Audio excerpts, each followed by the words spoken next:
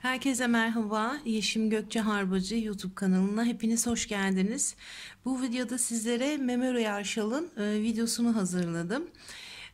Basit bir şaldır. Eğer kanalımdaki video içinde de söylemiştim. Kanalımdaki şallardan herhangi birini yaptıysanız bu şalı da evet yapabilirsiniz. Dikkat etmeniz gereken birkaç ayrıntı var. Onları yapım aşamalarında söyledim. Onlara da dikkat ederseniz örmeniz basitleşecektir. Eğer tasarım bir şal arıyorsanız bu şal sizin için idealdir. Şiddetle yapmanızı öneriyorum. Şalın dikişleri çok güzel ve çok muntazam. Çok fazla hata olacağını ve söküp tekrar yapacağınızı düşünmüyorum. Sık iğne sıralarına mutlaka dikkat edelim. Olursa hata oralarda olur. Pamuklu ip kullandım. Kendinden desenli, kendinden renk geçişleri olan bir şal ipi kullandım. Ve 3 milimetrelik bir tığla örüm yaptım. Şal ipi kullanacaksanız ve eliniz eğer sıkıysa 3,5 milimetre bir tığ kullanmanızı öneriyorum. Yün ip kullanabilirsiniz, pamuklu ipler kullanabilirsiniz, kalın iplerle örebilirsiniz. Hangi ipi kullandığınızın önemi çok fazla yok. Eğer kışlık yapacaksanız yün ip kullanın, yazlık, baharlık bir şal yapacaksanız da pamuklu ip kullanabilirsiniz. Şöyle de gösterelim.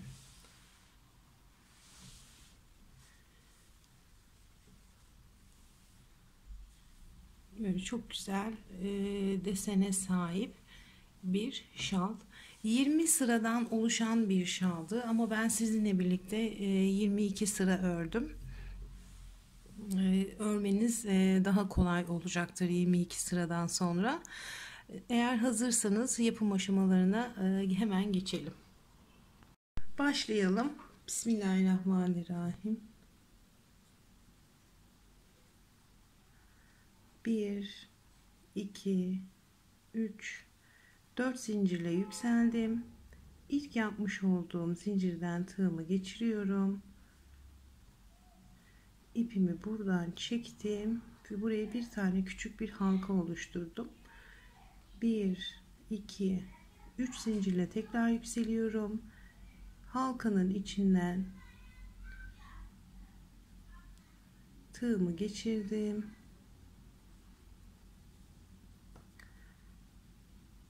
Çekmiş olduğum 3 tane zinciri trabzan olarak saydım. 1, 2, 3,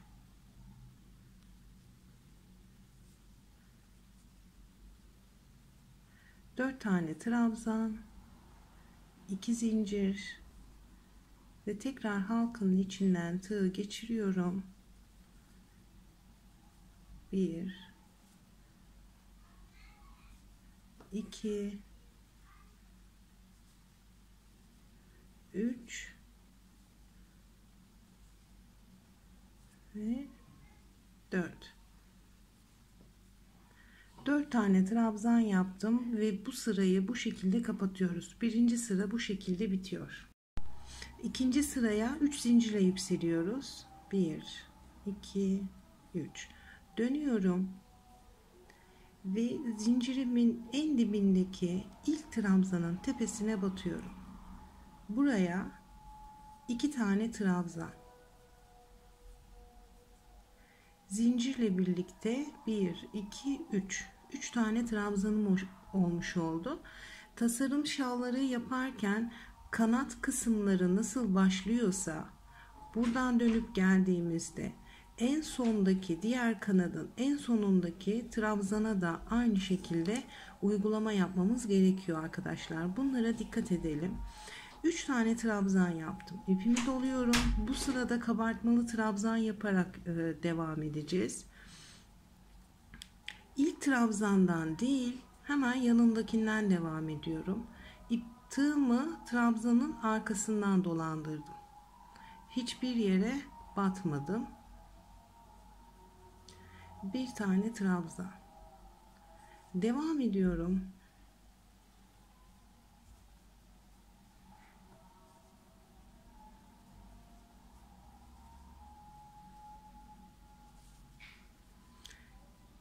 Şimdi kemerin içine 2 tane trabzan, 1,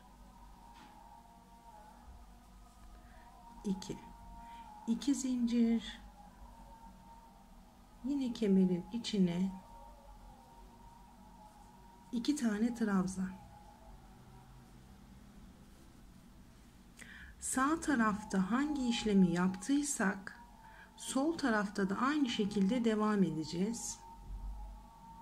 Yine bütün trabzanlarıma kabartmalı trabzan yapıyorum.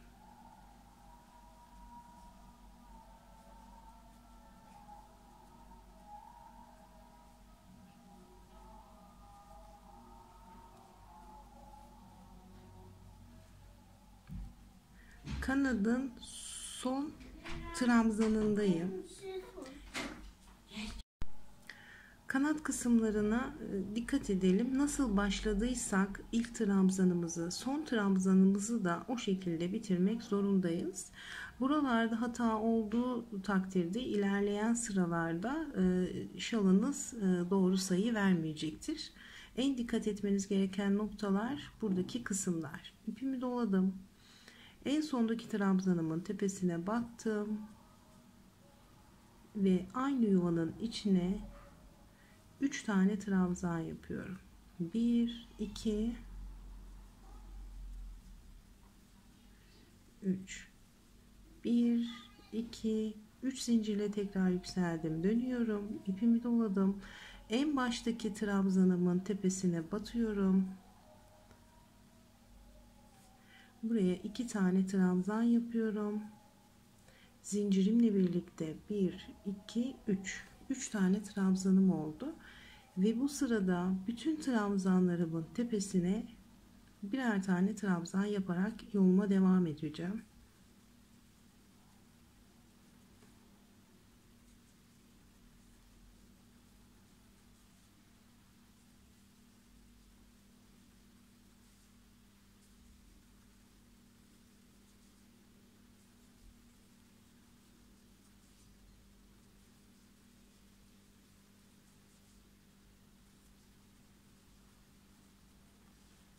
Kemere geldik.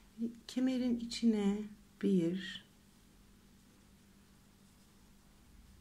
2 trabzan, 2 zincir, yine kemerin içine 1, 2 tane trabzan yapıyorum. Şimdi burada uyguladığım sırayı burada devam ettireceğim. Ve bütün trabzanlarıma birer tane trabzan yaparak bu sırayı kapatalım.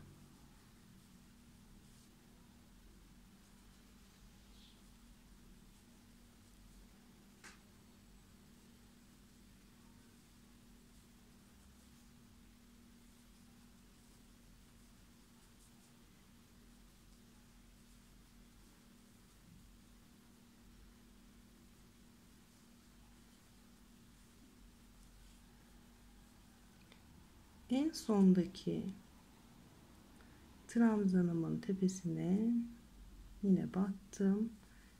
Buraya 1, 2, 3 tane trabzan yaptım.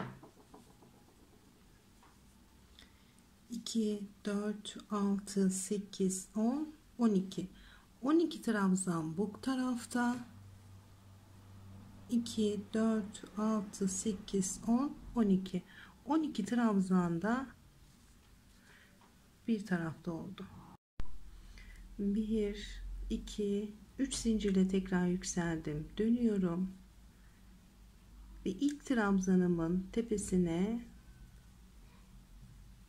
2 tane trabzan yaparak başlıyorum. Zincirle birlikte 3 tane oldu.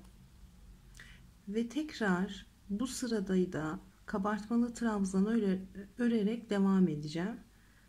İlk trabzanıma değil, ikinci trabzanımdan devam ediyorum.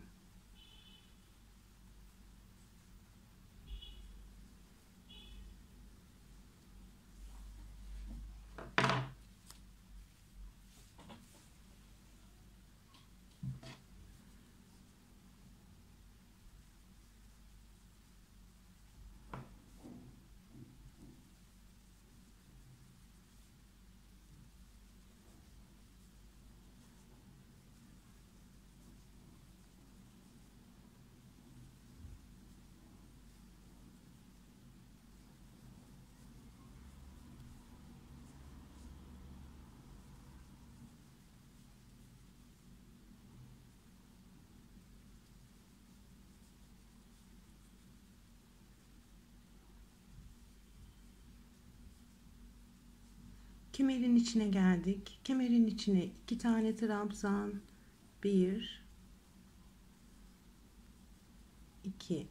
2 zincir, yine kemerin içine 2 tane trabzan yapıyorum ve tekrar bu sırayı da kabartma olarak devam ediyorum.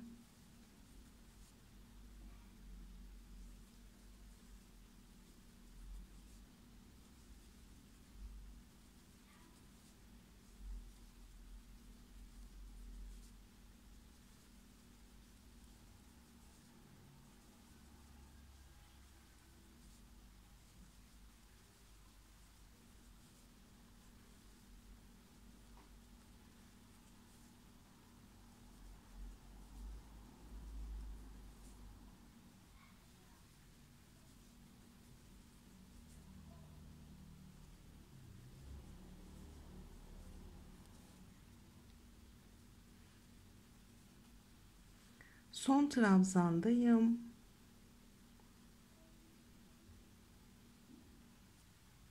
Son trabzandan tığımı geçirdim. Buraya 3 tane trabzan yapıyorum. 1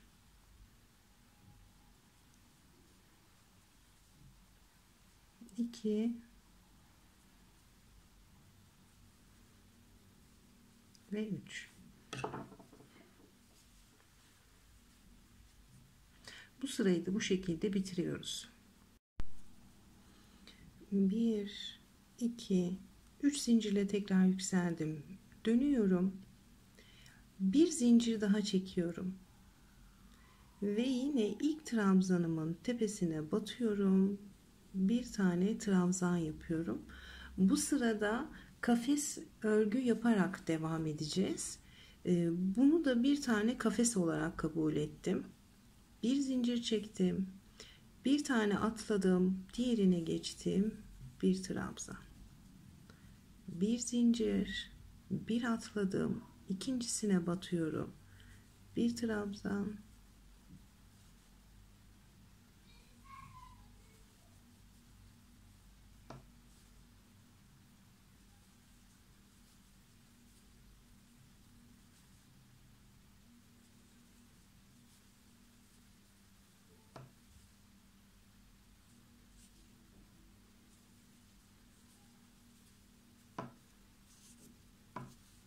Kemere kadar kafes açmaya devam ediyorum.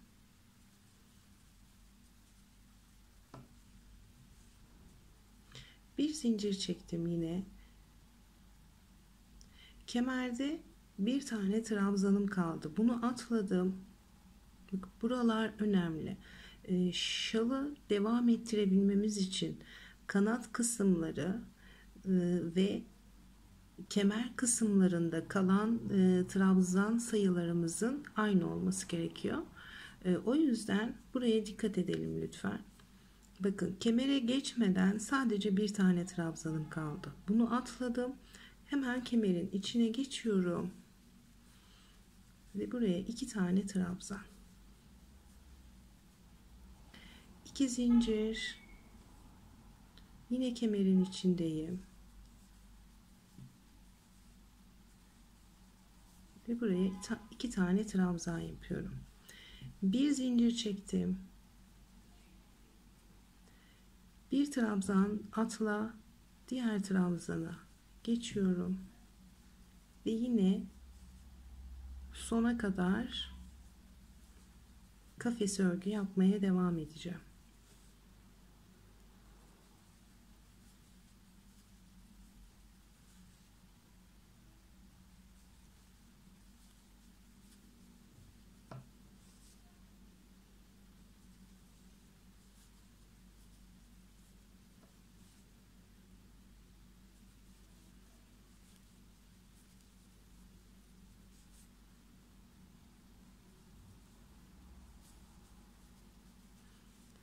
Kanatta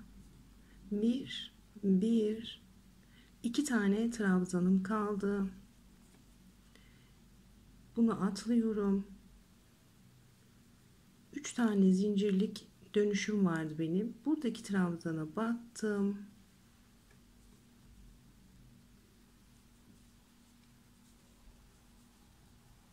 bir trabzan, bir zincir çekiyorum, ipimi doladım, yine aynı yuvanın içinden geçirdim tığımı ve buraya bir tane daha kafes yapıyorum. Bakın kanat kısımları aynı oldu. Son trabzandan, şurada son trabzandan bir tane kafes açtık. Burada da aynı şekilde başlamıştık. Son trabzandan bir tane kafes açmıştık. 1, 2, 3, 4, 5, 6, 7, 8, 9. 9 tane kafes. Bu sırada 1, 2, 3, 4, 5, 6, 7, 8 ve 9. 9 tane de kafes bu sırada olmuş oldu. 6. sıraya başlıyoruz. 1, 2, 3 zincirle yükseldim. Dönüyorum. Bir zincir daha çektim. Ve yine en baştaki trabzanımın tepesine battım. Bir trabzan. Bir zincir. Hemen yanındaki trabzana bir tane trabzan. Bir zincir. Yanındaki trabzana bir tane trabzan.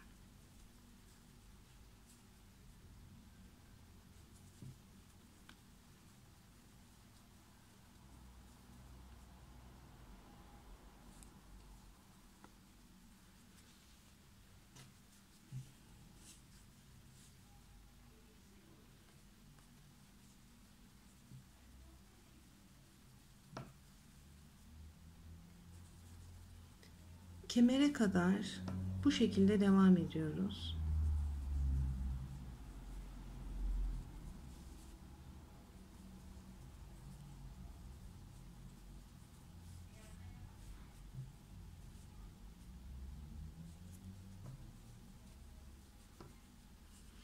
Şimdi kemerdeyim. Burada iki tane trabzanım var. Biz kafeslerimizi nasıl yaparak gelmiştik? Bütün trabzanlarımızın tepesine hiçbir trabzanı atlamadan kafes açarak gelmiştik. Bir zincir çekiyorum yine ve ilk trabzanıma, bu kemerdeki ilk trabzanıma batıyorum. Bir trabzan yaptım. Bir zincir çektim. Buradaki trabzana atlayıp kemerin içine geçiyorum. 2 tane trabzan, 2 zincir, yine kemerin içindeyim. 2 tane trabzan yapıyorum. Şimdi sağdan sola doğru gelmiştik. Şimdi buradan aşağıya doğru örmeye başlayacağız. Bir zincir çekiyorum. İpimi doladım. Bu bilgiler size lazım olacak. Lütfen aklınızda tutun. Burada nasıl başlamıştık? Nasıl gelmiştik bu tarafa? Kafes yaparken. Buradaki bir tane trabzan atlayıp, yani kemerin yanındaki bir tane trabzanı atlayarak kafes yapmaya başlamıştık. Şimdi burada da aynı şeyi yapacağız. Buradaki trabzanı atlıyorum. Hemen yanındakine battım. Yine kafes. Şimdi hiçbir trabzanı atlamadan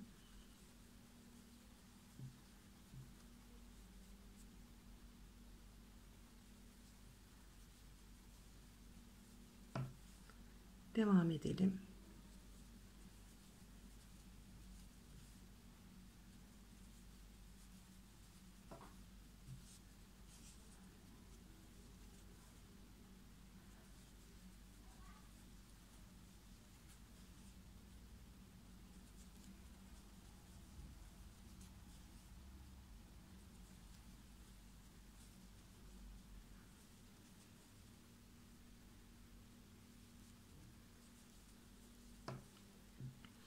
Bir zincir, son trabzanımın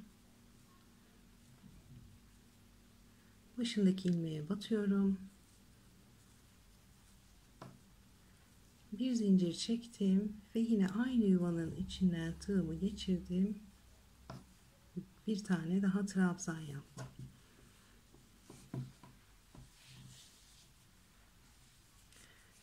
Şimdi 1, 2, 3, 4, 5, 6, 7, 8, 9, 10, 11. Kafese, kemere kadar 11 tane kafesim oldu. Buradan da sayalım. 1, 2, 3, 4, 5, 6, 7, 8, 9, 10 ve 11. Şimdi 7. sıraya yükselelim. 7. sıraya başlıyoruz. 1, 2, 3 zincirle tekrar yükseldim. Dönüyorum.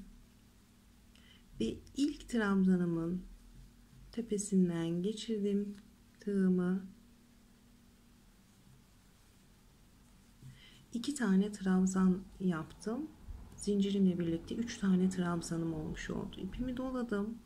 Şimdi burada kafeslerimizi yaparken aralara birer tane zincir çekmiştik. Bir tane zincir çekmiştik. Dolayısıyla trabzanlarımızı yaparken de buradaki kafeslerimizin aralarına trabzan yaparak devam etmemiz gerekiyor. Şimdi ilk kafesimden yine ortasına bir trabzan. Trabzanların başına yine trabzan. Kafeslerimizin içine bir trabzan.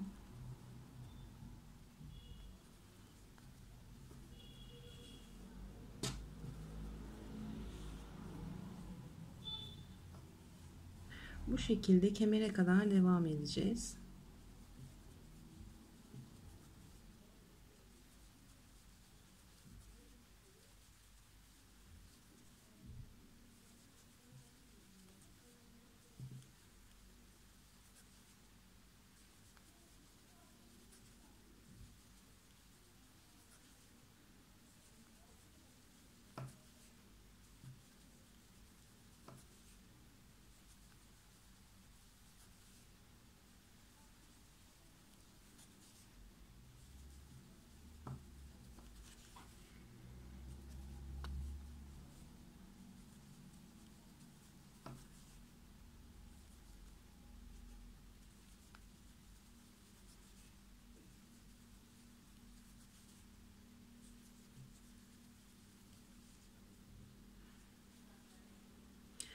Kemerin yanındaki kafesimizin arasında da bir tane zincir çekmiştik. Dolayısıyla bu alana da bir tane trabzan yapmamız gerekiyor. Şimdi buralara birer tane trabzan.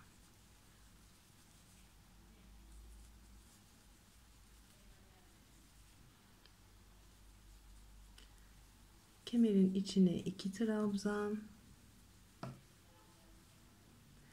2 zincir, yine kemerin içine 2 tane trabzan.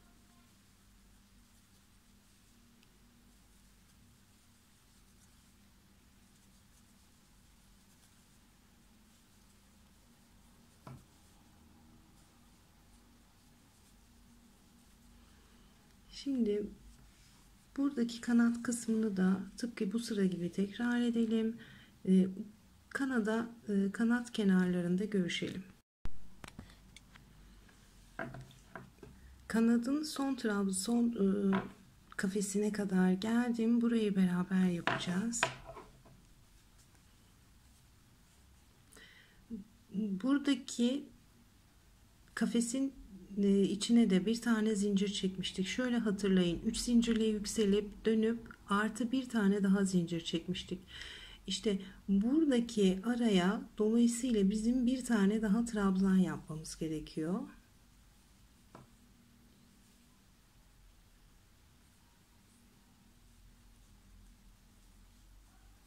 Bir, iki ve 3. Nasıl başladıysak bu sırayı da aynı şekilde bitirdik. Trabzanlarımızı sayalım. 2, 4, 6, 8, 10, 12, 14, 16, 18, 20, 22, 24, 26, 28. 28 tane trabzanım bu kısımda var. Burayı da sayalım. 2, 4, 6, 8, 10, 12, 14, 16, 18, 20, 22, 24, 26, 28. 8. sıraya geçelim. 1, 2, 3 zincirle yükseldim.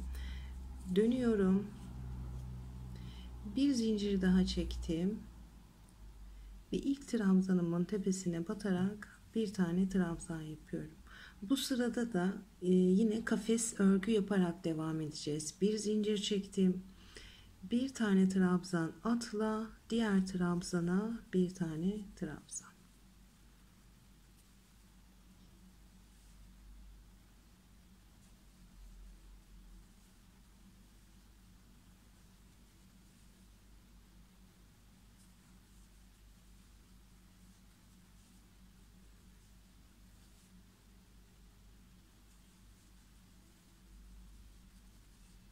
Bu şekilde kemere kadar devam edelim. Kemere kadar geldim. Kemerdeyim. Bir trabzan atlıyorum. Kemerin içine geldim. Bir, iki tane trabzan, iki zincir ve yine kemerin içine iki tane trabzan.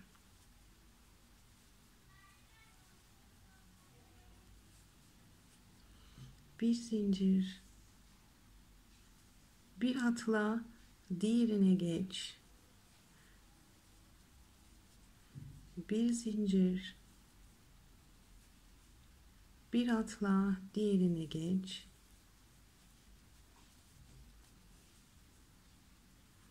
Bir zincir,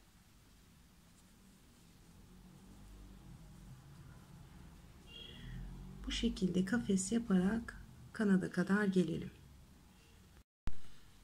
Kanada kadar geldim. Bakın sonda iki tane trabzanım kaldı. Yine bir zincir çektim. Bir trabzan atlıyorum. Diğer trabzana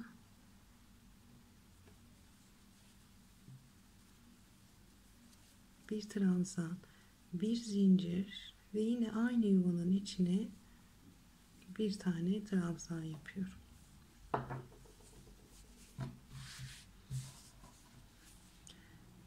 Bir, iki, üç, dört, beş, altı, yedi, sekiz, dokuz, 10, 11, 12, 13, 14, 15. Kemere kadar buradan buraya 15 tane kafesim oldu. Diğer tarafta da aynı şekilde.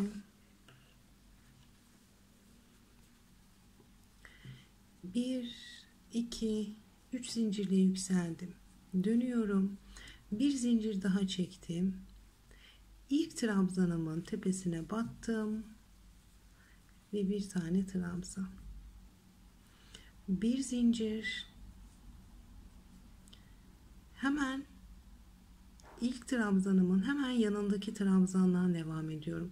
Bu sırada bütün trabzanlarımızı kullanarak örmeye devam edeceğiz. İkinci trabzanıma batıyorum. Bir, aynı yere, iki, aynı yere, üç, 4,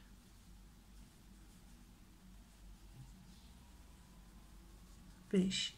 5 tane trabzan yaptım. Tığımı çıkardım. İlk trabzanımın tepesinden geçirdim. İpimi buradan çektim ve buraya bir tane popcorn yaptım. Bir, iki zincir. Popcorn'u yaptığım trabzanın hemen yanındaki trabzana geçiyorum ve buraya bir tane trabzan. Bir zincir. Yanındaki trabzana yine popcorn yapacağım. 1, 2, 3, 4,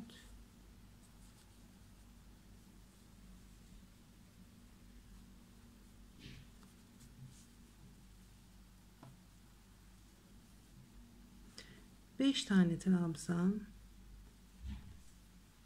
İlk yaptığım trabzandan tığımı geçirdim. İpimi buradan çekiyorum. 2 zincir. Popcorn yaptığım trabzanın hemen yanına bir tane trabzan. Bir zincir. Hemen yanına popcorn yapıyorum. 1, 2, 3, 4 ve 5.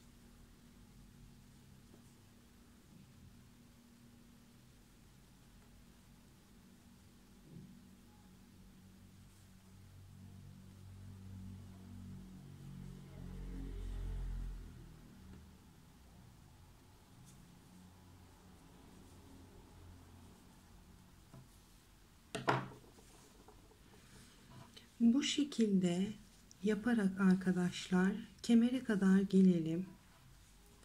Bir popcorn, bir trabzan, bir popcorn, bir trabzan şeklinde kemere kadar gelelim. Popcornlarımı yaparak kemere kadar geldim.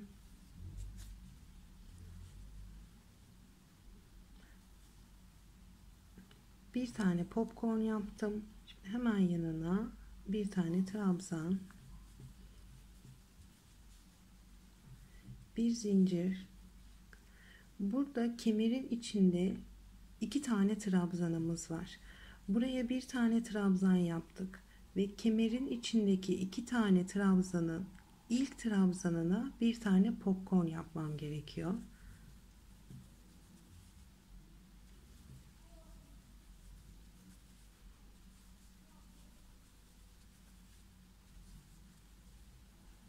Dört, 5.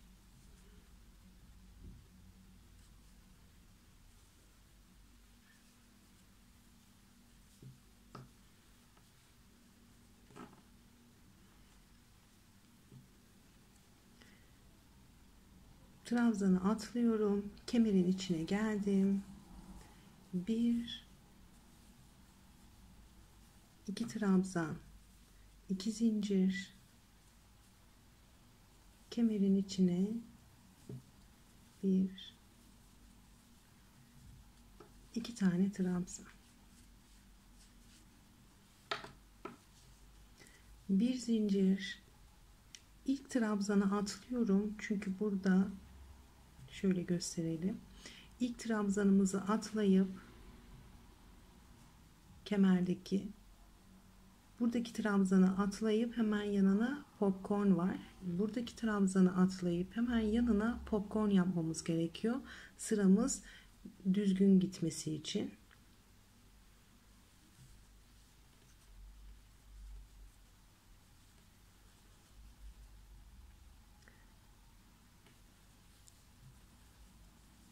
Bir, 2, 3, 4, 5.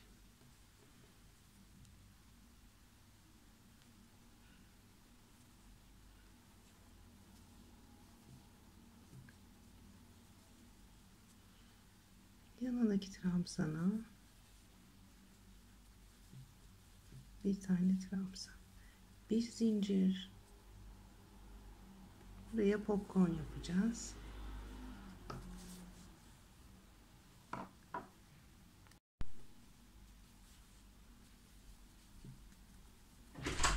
İki, 3, 4, 5. Bulgurum nerede?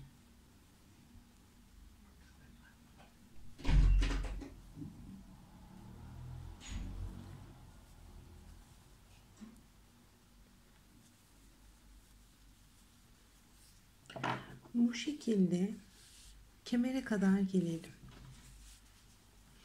Bir popcorn, bir trabzana, ikinci trabzana, bir trabzan yaparak yine bu sırayı da kanat ucuna kadar gelelim. Kanadın sonuna kadar geldim. Bu kısımları beraber yapmaya dikkat ediyorum.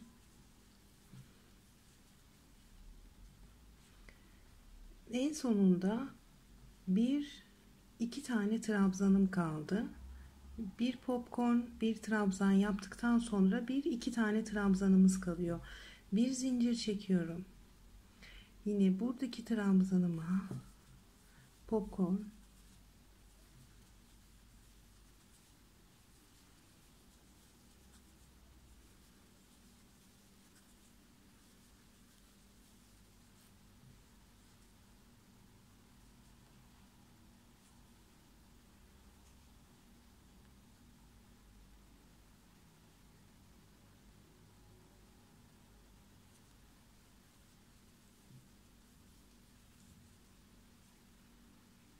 ve sondaki trabzanımdayım.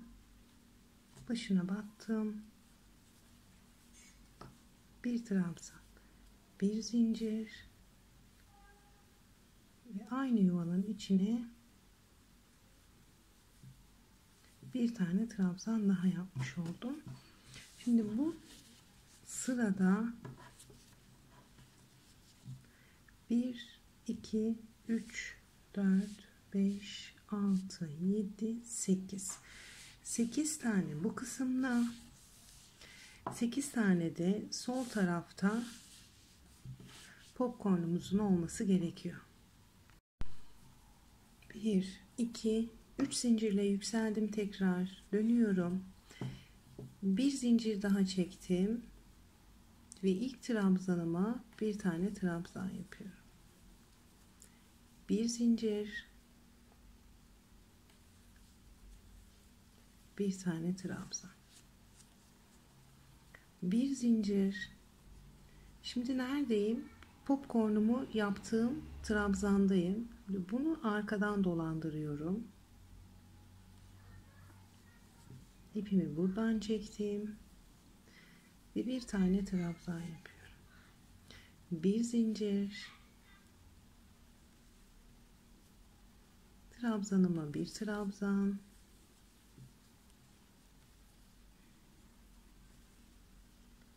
popcornumundayım.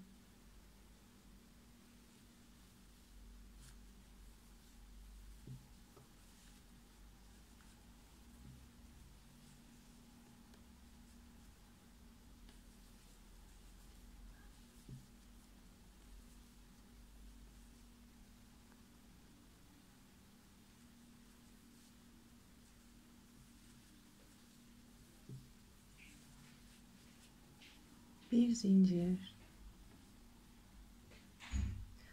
Popcornlarımızın başına trabzan yaparken tığımızı arkadan dolandıracağız.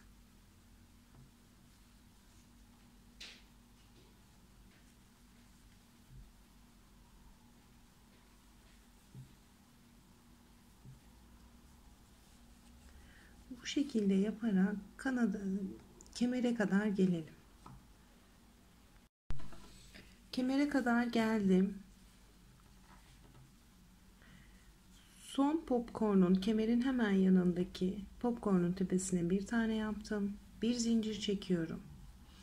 Hemen ilk trabzana, kemerin içindeki ilk trabzana bir tane trabzan. Bir zincir. Buradaki trabzanı atla, kemerin içine geç ve buraya iki tane trabzan. 2 zincir, kemerin içine 2 tane trabzan. Sol tarafa doğru dönüyoruz şimdi. Bir zincir. İlk trabzana atla, diğerine geç. Bir tane trabzan. Popcorn'dayım.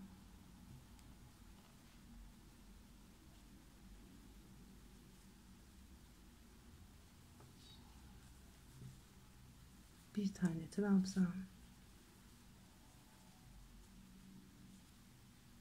Popcorn'un hemen yanındaki trabzanları unutmadan bu şekilde kanada kadar devam ediyorum.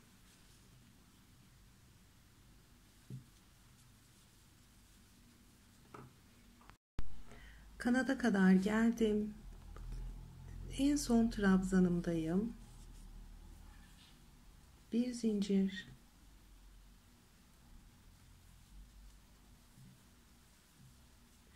Bir trabzan, bir zincir. Yine aynı yuvanın içine geçiriyorum tığımı ve bir tane trabzan yapıyorum. Bir zincir çektim, dönüyorum. Örgümün ön yüzündeyim.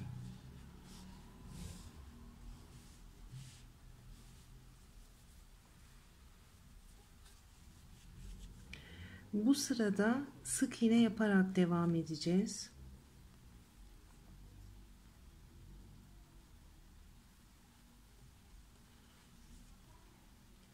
İlk trabzanıma bir tane sık iğne,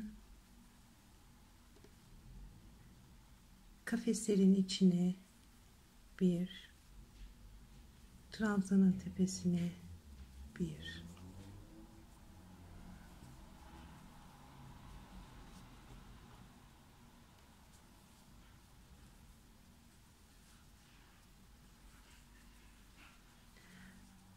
bu şekilde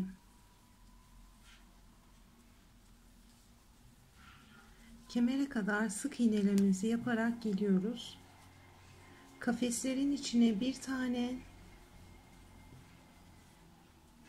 trabzanlara da bir tane sık iğne yaparak kemere kadar gelelim. Kemere kadar geldik. Birer tane trabzanlarımız var burada ve yine bunlara da birer tane sık iğne yapıyorum.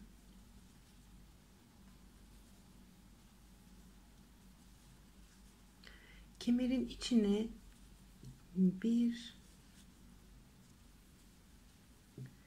iki tane sık iğne.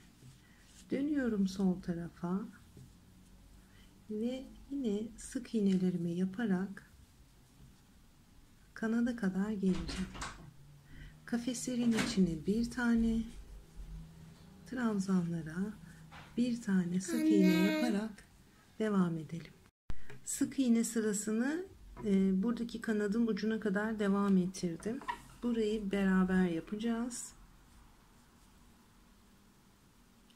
Bir tane trabzanın tepesine bir,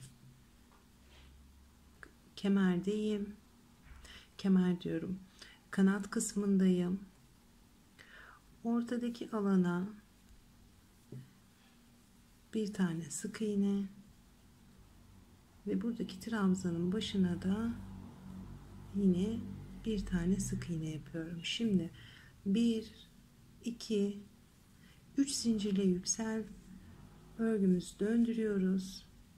İpimi doladım ve hemen ilk sık iğneme geçiyorum. Buraya 2 tane trabzan. Zincirimle birlikte 1 2 3 tane oldu ve devamında bütün sık iğnelerime trabzan yaparak kemere kadar devam edeceğim. Hepsine birer tane.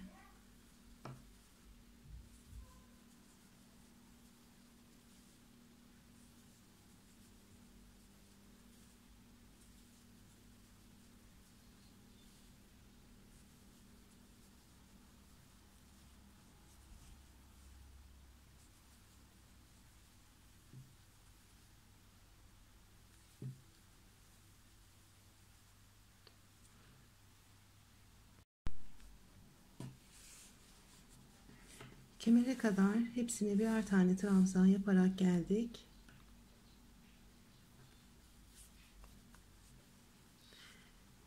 Bildiğiniz gibi kemerin içine 2 tane sık iğne yapmıştık. Şimdi ilk sık iğnemden tığımı geçirdim. Buraya 2 tane trabzan yapıyorum. 1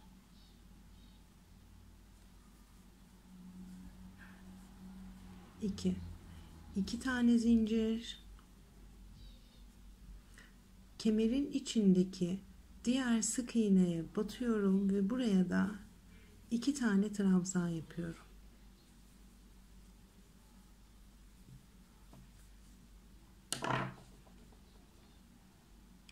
Kemerin içi bu şekilde olacak bu sırada. Devamında yine bütün trabzanlarımıza birer tane trabzan yaparak sona kadar gelelim.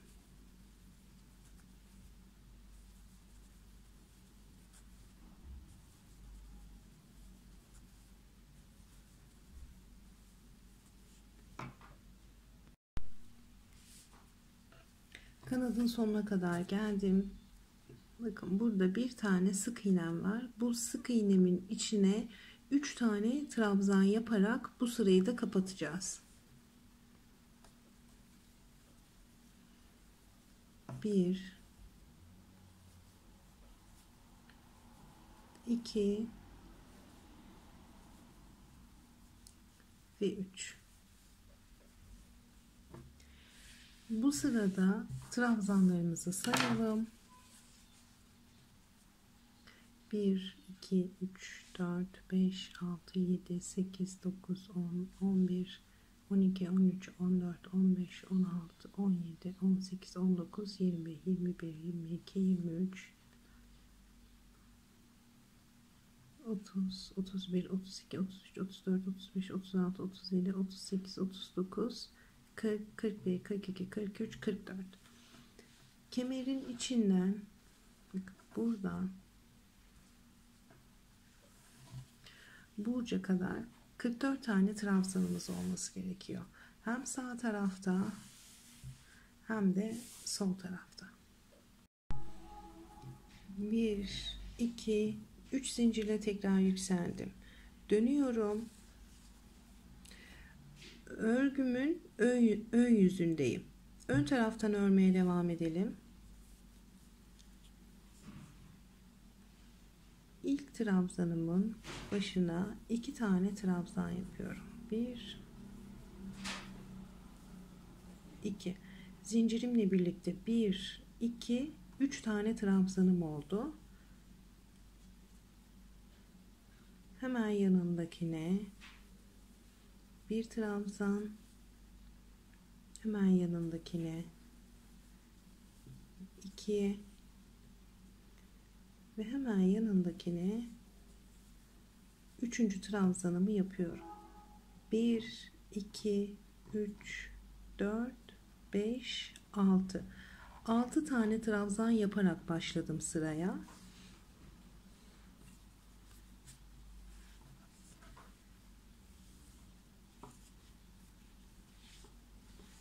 Şimdi 1 2 3 kere tığıma ipimi doladım. Şimdi burada kafes yaptığım alt sıraya geçiyorum. Bir trabzan değil, ikinci değil, 3. trabzanımla çalışmaya devam edeceğim. Şöyle altından geçiriyorum tığımı. İpimi çektim. 1 2 3 4 tane ilmek çıkardım ve üst sıradan devam ediyorum. Burada yapmış olduğum alt sıradan örerek geldiğim burada dörtlü trabzanımız var. Uzun trabzanın arkasındaki ilmeğe değil, Şöyle gösterelim. Son trabzanımı yaptım. Bir tane boşluk bırakmam gerekiyor. Çünkü buradaki trabzanımızı örmüş olduk. Buradaki boşluğa. Bir tane boşluk bıraktım. Hemen yanına devam ediyorum. 1 2 ve 3 tane trabzan yapmış oldum. Arkadan göstermem gerekirse bakın bu şekilde. Arkadan bir tane trabzanı boş bırakarak trabzanlarımı ördüm. Bu sırayı yaparken kontrollü gitmeniz gerekiyor. Özellikle yeni başlayan arkadaşların bu sırayı kontrollü yaparlarsa kendileri için daha hayırlı olacaktır. Bunu boş bıraktım. Neden? Çünkü arkasında bir sıra alttan örmüş olduğum, bakın buradaki trabzanım var. O yüzden bunu boş bıraktım. Dönüyorum yine ön yüzüme.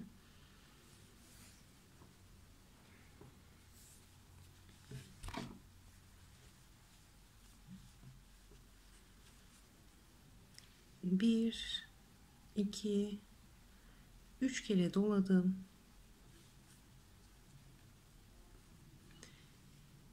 Ve bakın buradaki yapmış olduğum uzun trabzanı aynı trabzanını kullanıyorum. Yine buradaki trabzandan geçirdim tığımı, ipimi buradan çektim. 1 2 3 tane ilmek çıkardım. Tığımda 1-2 tane ilmek kaldı. Tığımda 2 tane ilmek bıraktım. Eğer acemiysen lütfen bu sırada biraz daha dikkat et. 2 tane ilmek bırakıyorum tığımda. 1 2 3 tane ilmek aldım. Bir tane trabzanı atla, diğerine geç.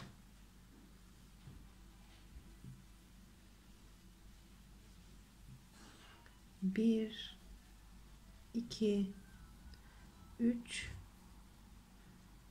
üç tane ilmek çıkardıktan sonra tığımda yine 1 2 3 tane ilmek kaldı ve bunların hepsini aynı anda tığdan boşaltıyorum.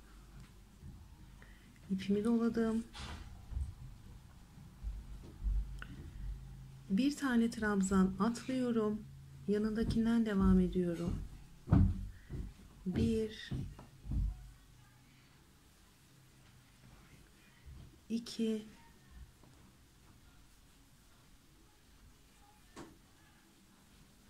3 tane trabzan yapıyorum. Arkadan gösterelim. Son yaptığımız önden uzun trabzanımızın arkasındaki trabzanı boş bıraktık ve yanından devam ettik.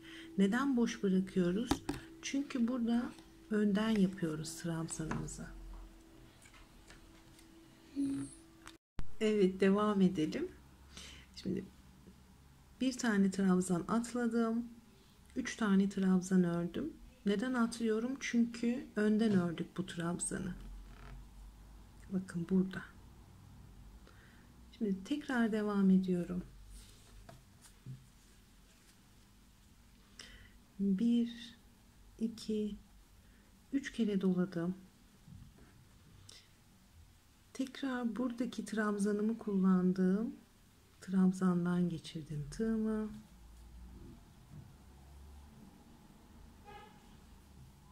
Bir, iki, 3 tane ilmek çıkardım.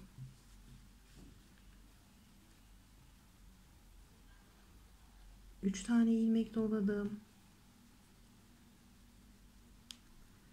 Bir tane trabzan atladım. Hemen yanındakinden devam ediyorum. 1 2 3 tane ilmek boşalttım. 1 2 3 tane kaldı. Bu üçünü de hepsini beraber kapattım.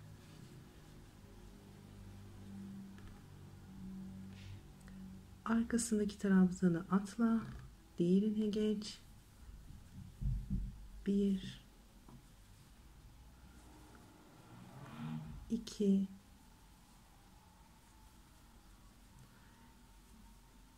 3 tane trabzan. 3 kere doladım. Yine buradaki uzun yaptığım trabzanımı kullanıyorum.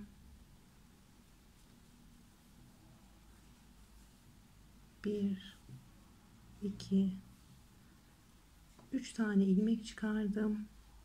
2 tane kaldı. 3 tane doladım.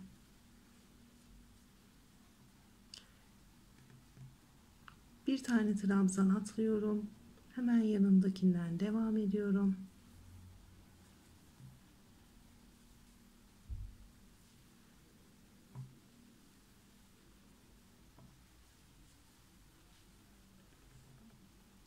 Bir tane trabzan atladım.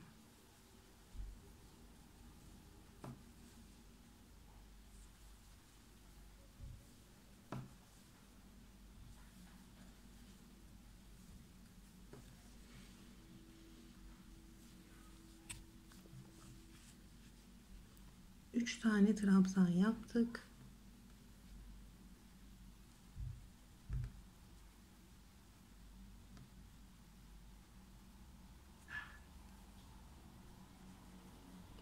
Bir, iki, üç.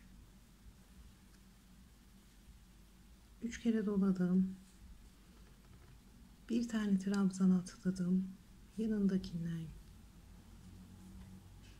Bir, iki, üç. Hepsini beraber kapattım. Bir atla, diğerine geç. Bir, iki, üç.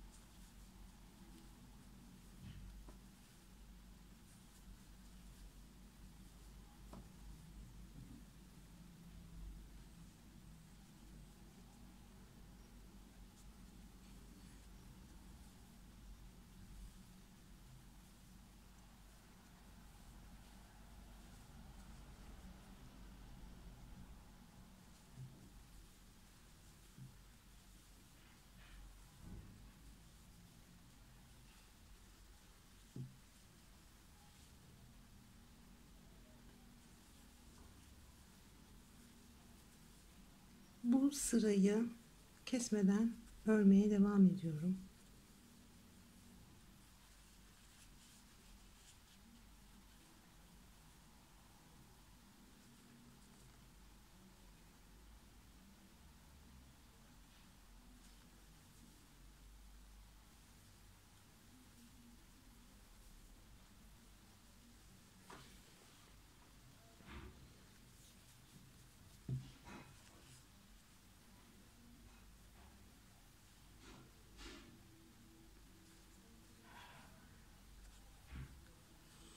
Eğer kanalımdaki şalların herhangi birini yaptıysam acemi değilsindir.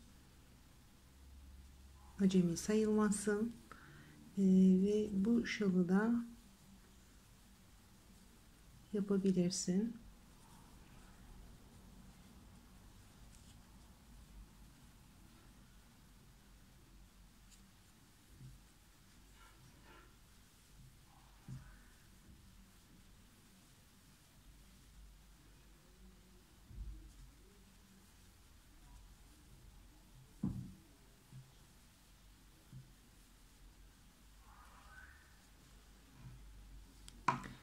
Şimdi bakın,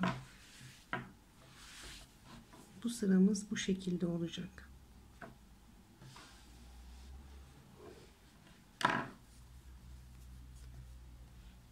Kemere kadar geldim. Bir atlıyorum, yine yanından devam ediyorum. 1 2 3 3 kere doladım.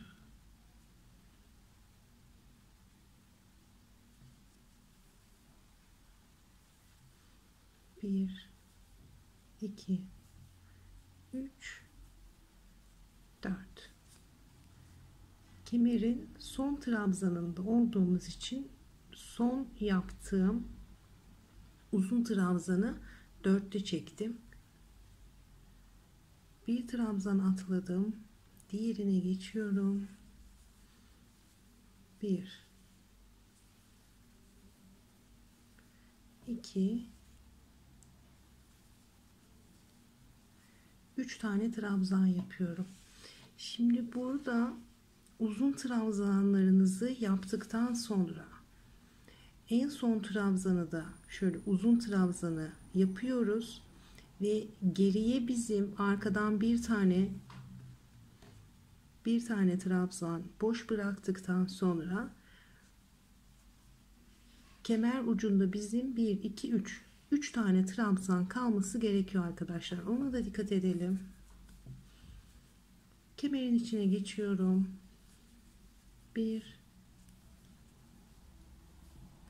2 tane trabzan, 2 zincir, yine kemerin içindeyim.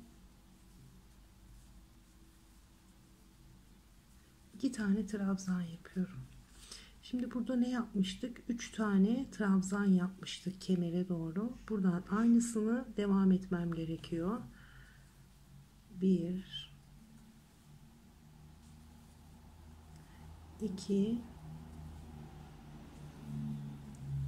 ve 3.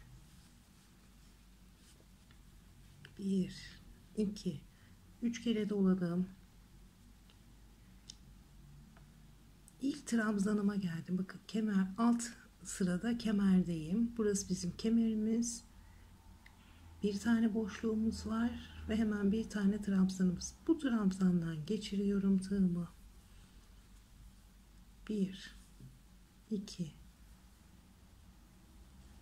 3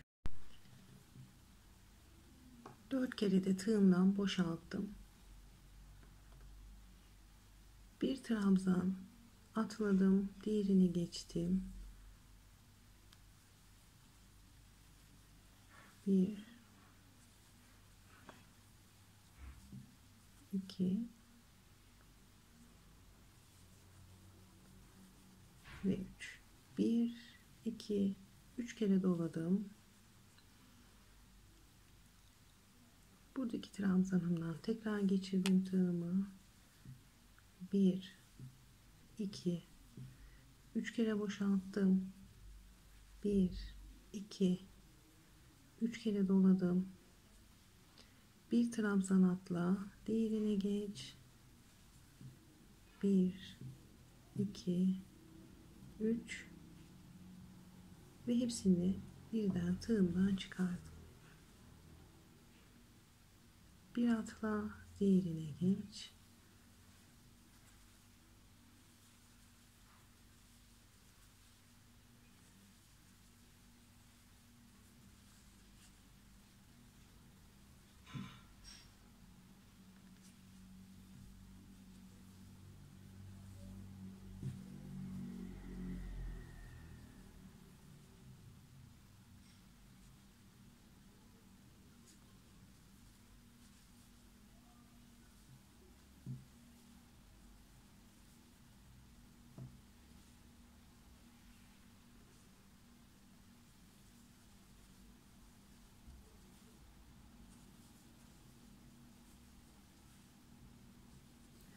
Evet, bu şekilde sıra sonuna kadar örmeye devam edelim arkadaşlar. Sıra sonunu beraber yapalım. Kanadımın döndüm geldim, sol taraftaki kanadımdayım. Bir iki trabzan var burada, bakın bir tane trabzanına buradan uzun trabzan yaptım. Üçüncü trabzanına 1 2 3 tane de trabzan yapıyoruz üst sıradaki başlara. 1 2 3 kere de doladım tığımdan. Tekrar bu trabzanıma döndüm. İpimi yine çektim. 1 2 3 ve 4 kere de tığımdan boşaltmış oldum. Bir trabzan atladım, diğer yanına geçtim. 1 2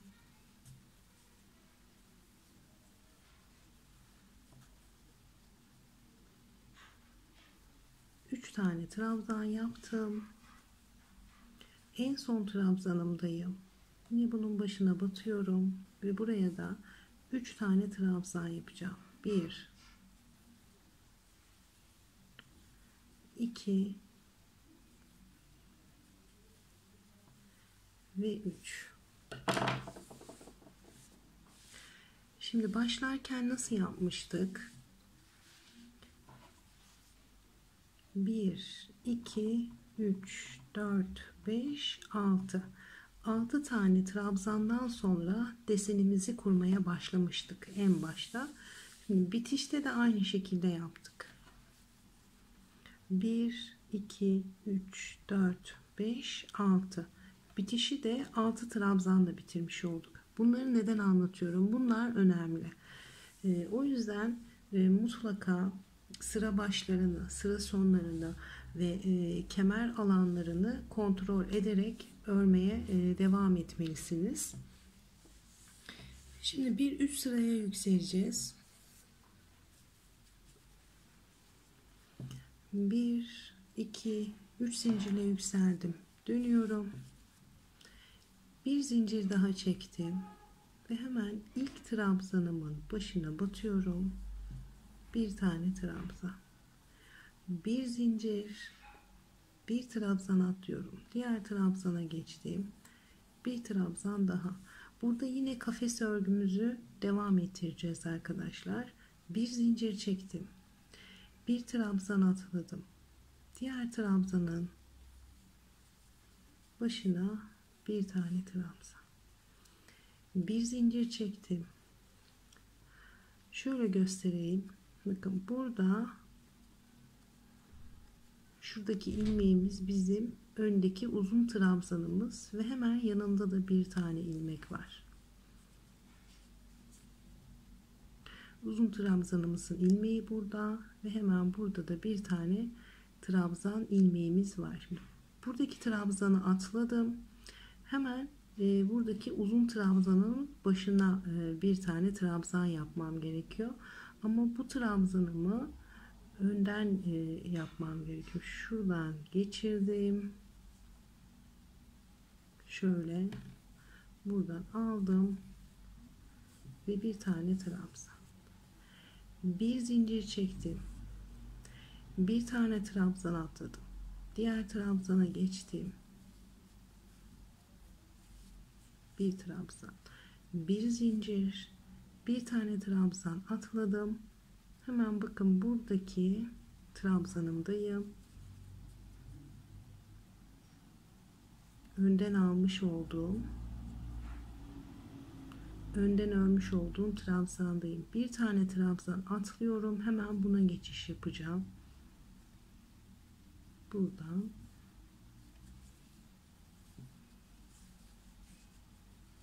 bir zincir, bir trabzan atladım. Diğerine geçtim. Bir zincir, bir trabzan atladım. Diğerine geçiyorum.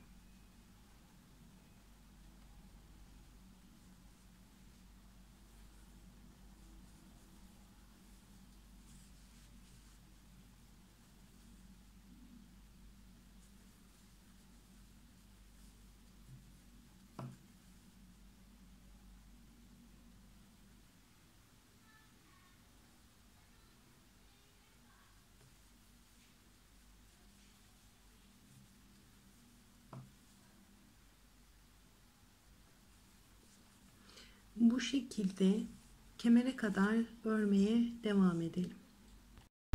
Kemere kadar geldim. Yine burada bir trabzan atladım, diğerine geçtim. Bir zincir, bir trabzan atlıyorum ve hemen kemerin içine geldim.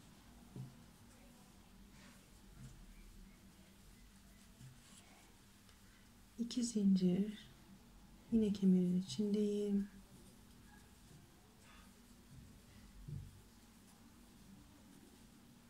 Bir atladım, diğerine geçtim.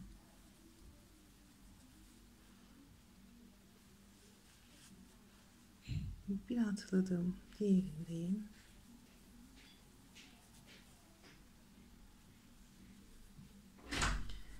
Bu şekilde sona kadar devam edelim.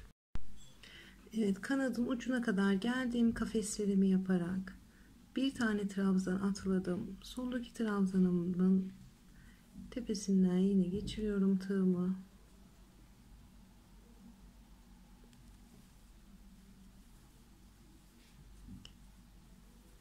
Bir zincir çekiyorum. Yine aynı yuvanın içinden geçiyorum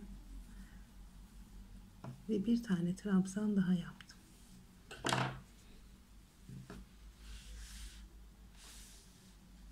Şimdi bu sırada 1 2 3 1 2 3 4 5 6 7 8 9 10 11 12 13 14 15 16 17 18 19 20 21 22 23 24 25 tane kafes örgümüz olmuş oldu. Tekrar 1 2 3 zincirle yükseldim, dönüyorum, örgümün ön yüzündeyim. Bu sırada yine popcorn yaparak devam edeceğiz. Bu sıranın tekrarını uygulayacağız. Bir zincir çektim, ilk trabzanımın tepesine batıyorum ve bir tane trabzan, bir zincir çektim, hemen yanındaki trabzanın tepesinden geçirdim tığımı ve buraya popcorn yapıyorum. 1 2 3 4 5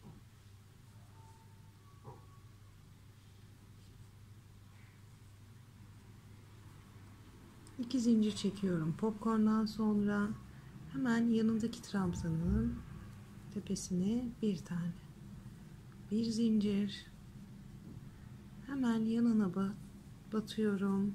Buraya da bir tane popcorn. 1 2 3 4 5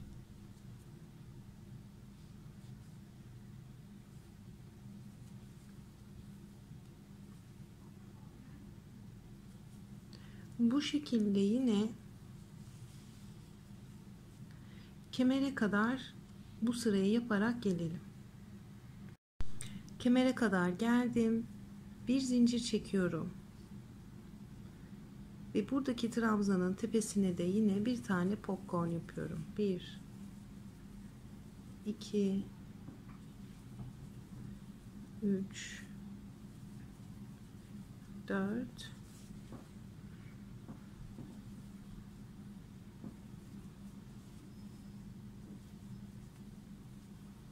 ve 5.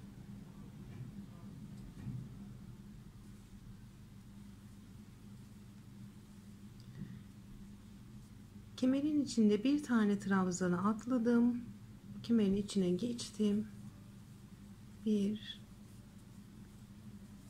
2 tane trabzan, 2 zincir, yine kemerin içine 2 tane trabzan, bir zincir çektim, buradaki trabzanı atladım, hemen buraya geçtim ve popcorn yaparak yoluma devam ediyorum. 2 3 4 ve 5.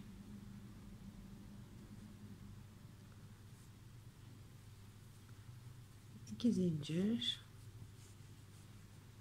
hemen yanındaki trabzana batıyorum ve bir tane trabzan yapıyorum. Kemeri de yine bu şekilde döndük. Sona kadar devam edelim. Orada tekrar görüşelim. Sıra sonuna kadar geldim. İpimi doladım. Sondan bir önceki trabzanımın başına yine bir tane popcorn yapacağım. 1 2 3 4 5.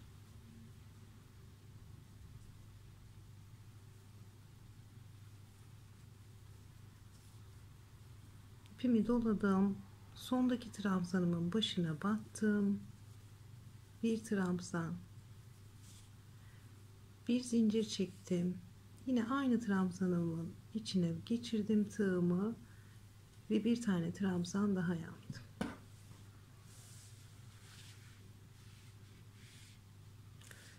Bu sırada 1 2 3 4 5 6 7 8 9 10 11 12 13 tane popcornumuz oldu. Şimdi bir üst sıraya geçelim.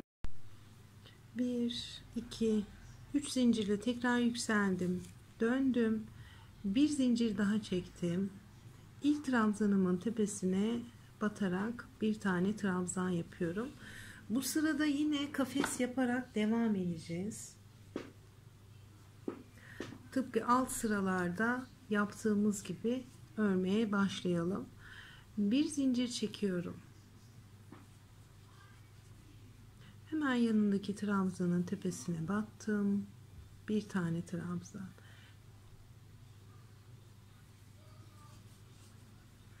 Bir zincir. Popcornuma geldim. Tığımı buradan geçiriyorum. Ve bir tane trabzan. Bir zincir. Hemen trabzanımın yanına geldim. Bir tane trabzan. Bir zincir ve hemen buradan tığımı geçirerek popcornlarımın üstüne de bu şekilde trabzan yaparak kemere kadar geliyorum. Kemere kadar kafes örgü yaparak geldim. Buradaki kemerin hemen yanındaki popcornun tepesine de bir tane yaptım. Bir zincir çekiyorum. Hemen yanındaki trabzanın ilkine batıyorum. Bir tane trabzan, bir zincir, buradaki trabzanı atla, kemerin içine geçiyorum.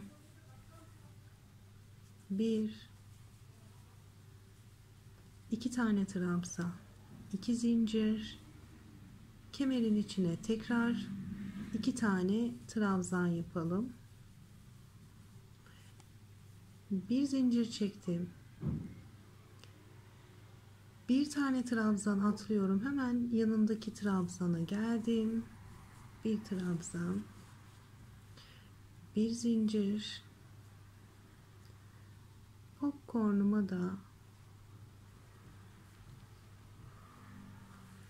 bir tane trabzan yapıyorum. Bu şekilde şalın diğer kanadının ucuna kadar kafeslerimizi açarak gelelim.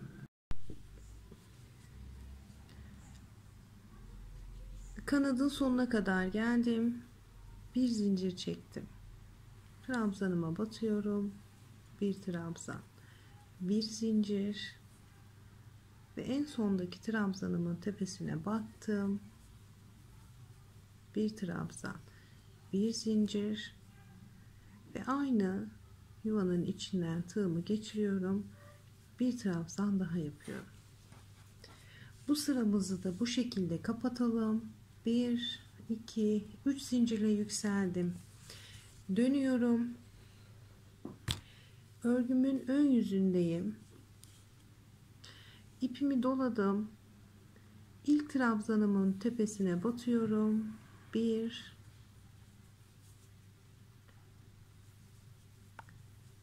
2 tane trabzan. 1, 2, 3. Zincirimle birlikte 3 tane trabzan yapmış oldum.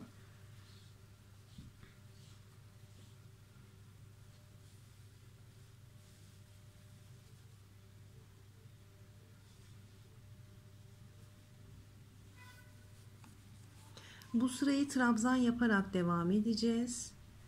Kafes aralarımızda bizim bir tane zincirimiz vardı. Dolayısıyla kafes aralarına birer tane trabzan yapmamız gerekiyor.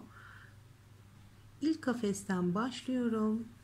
Bir tane trabzan. Trabzanın başlarına 1. Kafesimizin içine 1. Trabzana 1. Kafesimizin içine 1. Bu şekilde kemere kadar gelelim. Kemere kadar trabzanlarımı yaparak geldim. Buradaki trabzanlarıma da birer tane yapacağım ama önce buradaki kafesimin içine bir tane trabzan yapmam gerekiyor. Çünkü burada bir zincir boşluk vermiştik. Şimdi buralara birer tane trabzan yapalım. Kemerin içine yine 1, 2 tane trabzan, 2 zincir, yine kemerin içine 2 tane trabzan yapıyorum.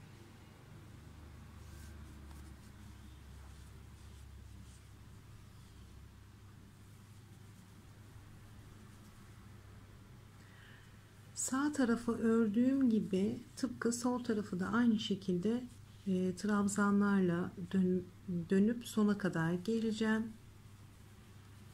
Bir değişiklik yapmıyorum.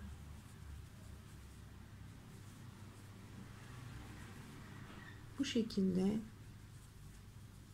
sona kadar devam edelim.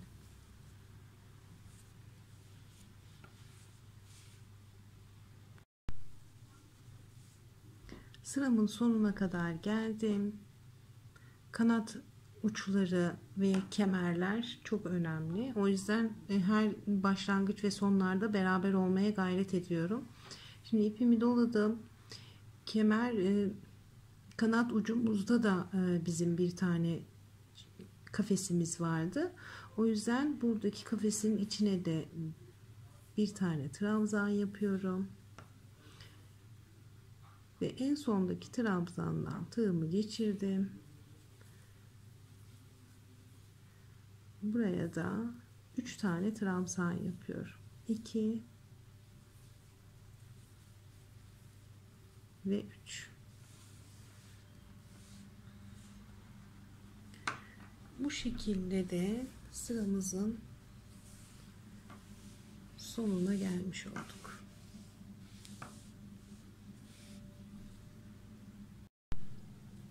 Bir, iki, 3 zincirle yükseldim. Döndüm. Ve ilk trabzanıma battım. 1, 2 tane trabzan yaptım. Zincirimle birlikte 1, 2, 3 tane olmuş oldu. Bir zincir çektim. İpimi doladım. Bir tane trabzan atlıyorum. İkinci trabzana battım. 1, aynı yere, 2, aynı yere, 3 tane trabzan yapıyorum. Bir zincir çektim. 1, 2, 3, 4 tane trabzan atlıyorum. 5. trabzanın içinden geçirdim tığımı. 1,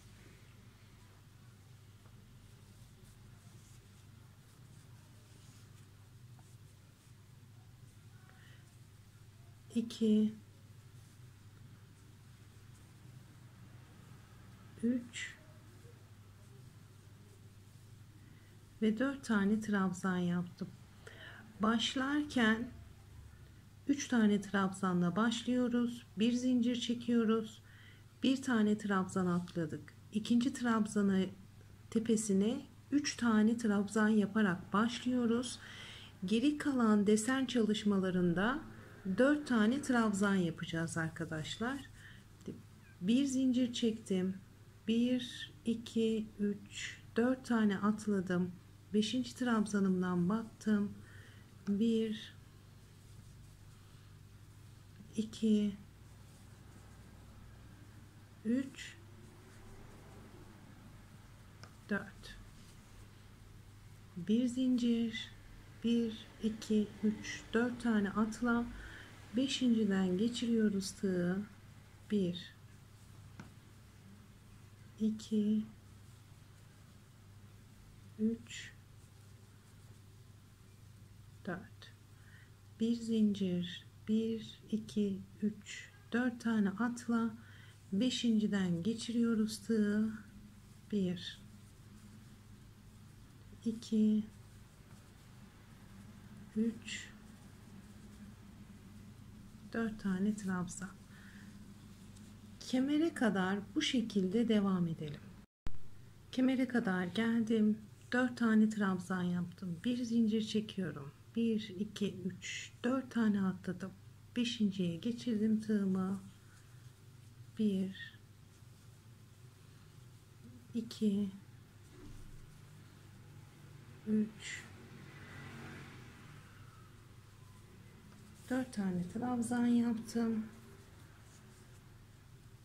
Bir zincir çekiyorum. Bakın, kemere kadar geldim. Bir tane trabzan var kemerimde. Bir tane trabzanımı atladım. Kemerin içine geldim. 1, 2 tane trabzan, 2 zincir ve yine 2 tane trabzan. Bir zincir çektim.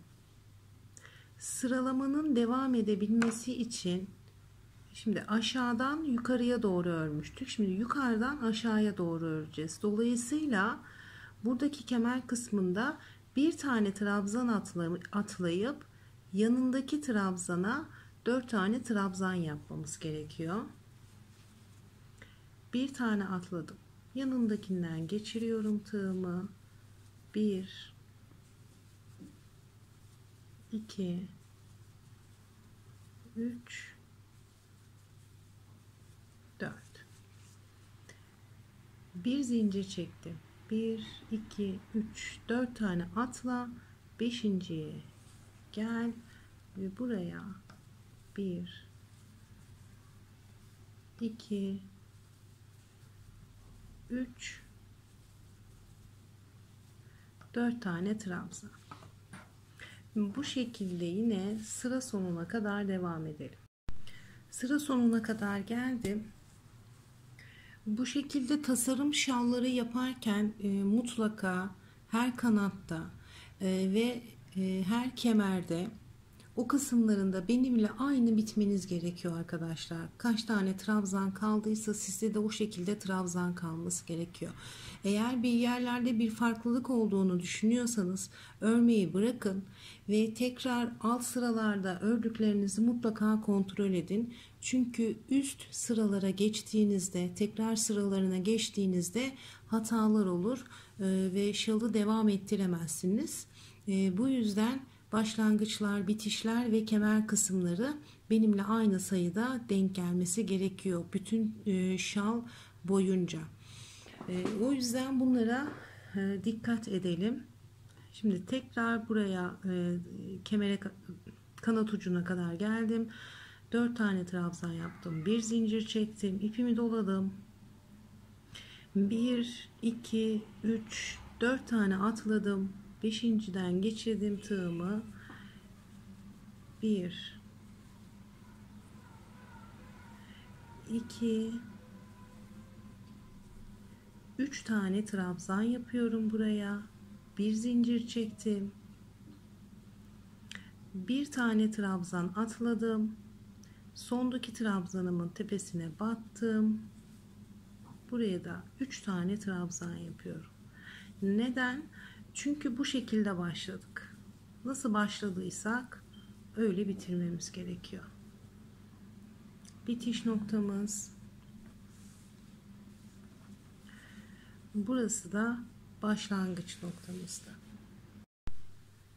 1, 2, 3 zincirle yükseldim. Dönüyorum. Ve ilk trabzanımın tepesine 2 tane trabzan. 1, 2. Zincirimle birlikte 1, 2, 3. 3 tane trabzanım olmuş oldu. 1, 2, 3 tane zincir çektim. İpimi doladım. İlk yuvanın içine giriyorum. 1, 2, 3.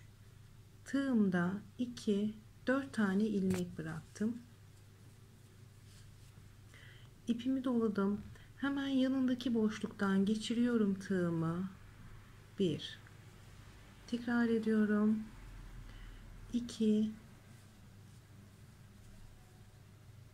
3, 2, 4, 6, 7. 7 tane ilmek kaldı tığımda ve bunların hepsini tek seferde tığımdan boşaltıyorum. 1, 2, 3, 4 tane zincir çektim. İpimi doladım. Bu boşluğa 3 tane trabzan dolayarak sağa doğru getirmiştik. Şimdi her boşluğun içine 2 tane dolayarak gideceğiz arkadaşlar. Yani bir sağa bir de sola bakan buradaki yanlarda trabzanlarımız kalması gerekiyor. O yüzden bu yuvanın içine tekrar giriyorum. 1, 2, 3. Tekrar doladım. Yanındaki yuvadan geçirdim tığımı. 1, 2 ve 3. Bütün ilmekleri tek seferde boşalttım. 1, 2, 3, 4 zincir çektim tekrar. İpimi doladım. Ve yine aynı yuvanın içine battım. 1, 2, 3. İpimi doladım. Yanındaki yuvaya geçiyorum. 1, 2 ve 3. Tığımda olan bütün ilmeklerin hepsini tek seferde tığımdan boşaltıyorum.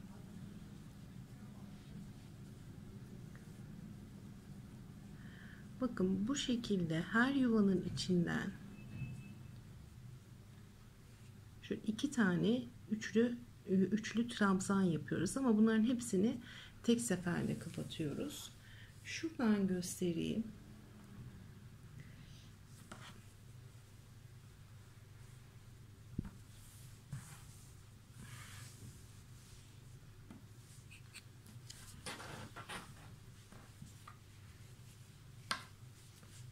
Bakın. Aynı yuvanın içine 2 defa çalışıyoruz. Burada da bu şekilde. Ona dikkat edelim. Genelde hata olursa bu sırada o kısımlarda hata olacaktır. 1, 2, 3, 4 tane zincir çektim. İpimi doladım. Yine aynı yuvanın içine battım. 1, 2, 3. İpimi doladım. Hemen yanındakine geçtim. 1, 2, 3 ve hepsini tek seferde kapattım. Şimdi bu şekilde kemere kadar devam edelim. Kemere kadar geldim. 1 2 3 4 tane zincir çektim yine. 1 2 3 ipimi doladım. Kemerin hemen yanındaki boşluğa batıyorum. 1 2 3 hepsini tek seferde tığımdan boşalttım. 1 2 3 4 tane zincir çektim, ipimi doladım. Kemerin içinden geçirdim tığımı. Buraya 2 tane trabzan yapıyorum. 2 zincir. Yine kemerin içinden geçiriyorum tığımı. 2 tane trabzan yaptım. 1 2 3 4 tane zincir çektim. İpimi doladım. Kemerin hemen yanındaki boşluktan geçiriyorum. 1 2 3 ipimi doladım. Hemen yanındaki boşluğa batıyorum. 1 2 3 hepsini tek seferde tığımdan boşalttım. 1 2 3 4 zincir çektim.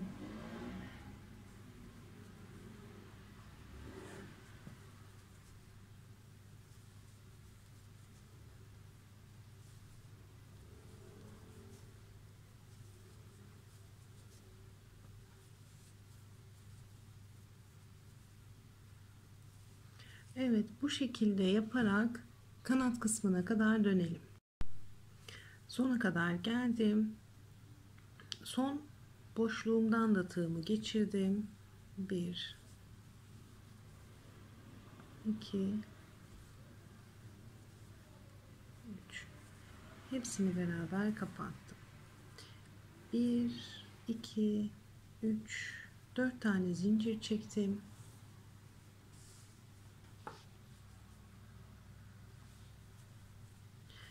İpimi doladım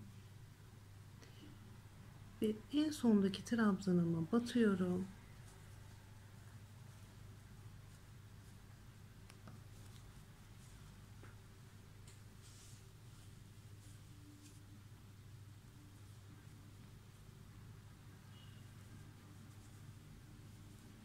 İki,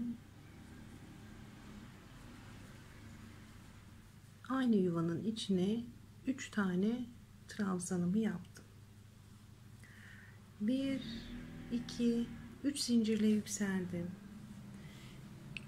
Tekrar döndüm ve ilk trabzanımın tepesine batıyorum. 2 tane trabzan. 1 2 1 2 3 tane trabzan yaptım. Ve yanındaki trabzanlara birer tane daha trabzan yapıyorum.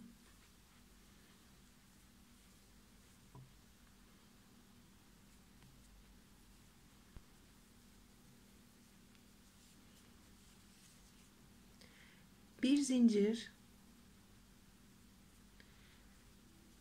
ve buradaki bir üst sırada beraber topladığımız ilmeklerin şuradaki en başından tığ geçiriyorum. Buraya 4 tane trabzan yapacağım. 1 2 3 ve 4. Bir zincir, tekrar beraber topladığımız trabzanların başından geçiriyorum tığı ve yine 4 tane trabzan yapıyorum. 2 3 4 bir zincir,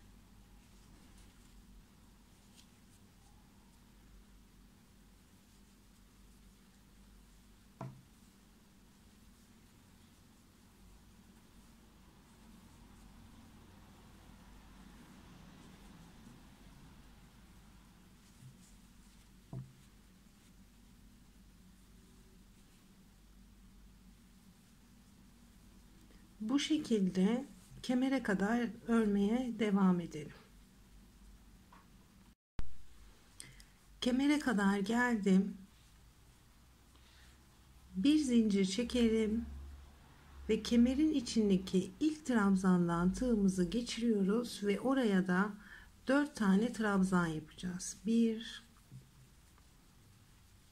2 3 4. Bir zincir çektim. Kemerin içine geldim. 1 2 2 zincir, yine kemerin içindeyim. 1 ve 2. Bir zincir çekiyorum. Sıralamanın doğru gitmesi bakımından aşağıdan yukarıya ördük. Şimdi yukarıdan aşağıya doğru örüyoruz. O yüzden ne yapmamız gerekiyor? Bir trabzan atlayıp ikinci trabzanımızın başına 4 tane trabzan yapmamız gerekiyor. Yani buradaki gibi. Şimdi bir zincir çektim. Bir trabzan atladım. Yanındaki trabzandan tığı geçirdim ve 4 tane. 1 2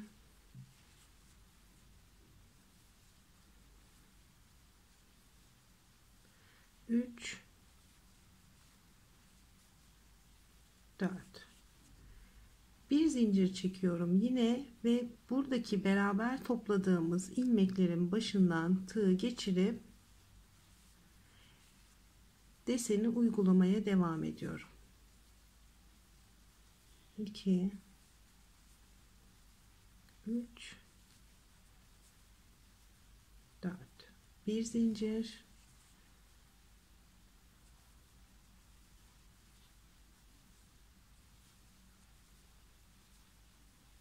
2 3 ve 4.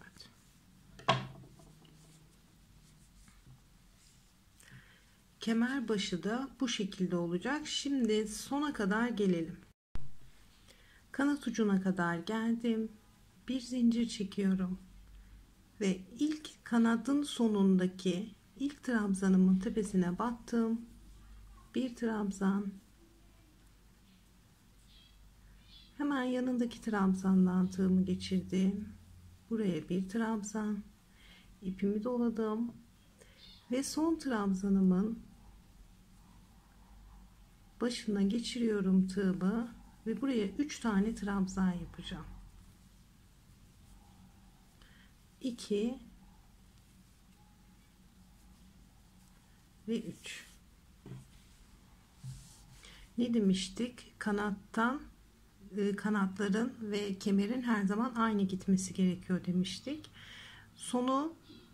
Bu sıranın sonunu 1 2 3 4 5 trabzanla bitirdik. Buradan başlarken de 1 2 3 4 5 tane trabzanla başlamıştık. Buralara dikkat edelim. Bir üst sıraya yükseleceğiz şimdi. 1 2 3 zincirle yükseldim. Döndüm. İlk trabzanımın başına 2 tane trabzan yapıyorum. Zincirimle birlikte 1 2 3 tane oldu. Hemen yanındaki trabzana onun hemen yanındaki trabzana bir tane daha trabzan yaptım. Toplamda 1 2 3 4 5 tane trabzanım oldu. Şimdi 1 2 3 4 tane zincir çektim. İpimi doladım. Buradaki şu sırayı tekrar edeceğiz arkadaşlar. Burada toplayarak gelmiştik trabzanlarımızı. Bu sırayı tekrar edeceğiz. İpimi doladım. İlk boşluktan tığımı geçirdim. 1. Tekrar ediyorum. 2 3. İpimi doladım. Hemen yanındaki boşluğa geçtim. 1 2 ve 3. Tığımda 2 4 6 7 tane ilmek kaldı ve bunların hepsini beraber kapattım. 1 2 3 4 zincir çektim, ipimi doladım, aynı boşluğun içinden geçirdim tığımı. 1 2 3 ve 4. İpimi doladım. 4 değil 3 yapacaktık. İpimi doladım. Yanındaki boşluğa geçtim. 1 2 ve 3. Hepsini beraber kapatıyorum. 1 2 3 2 3 4 zincir çektim. Aynı boşluğun içine geldim. 1 2 3. İpimi doladım. Hemen yanındaki boşluğa geldim. 1 2 ve 3. Hepsini beraber kapatıyorum. Unutmayalım, ilk boşluğu yaptıktan sonra ikinci boşluk ve devamında bakın 2 tane üçlü trabzan yapmayı unutmayalım. Bir sağa bakacak, biri de sola bakacak. Şöyle göstereyim. Kemere kadar devam edelim. Kemere kadar geldim. Bu kısımdayım.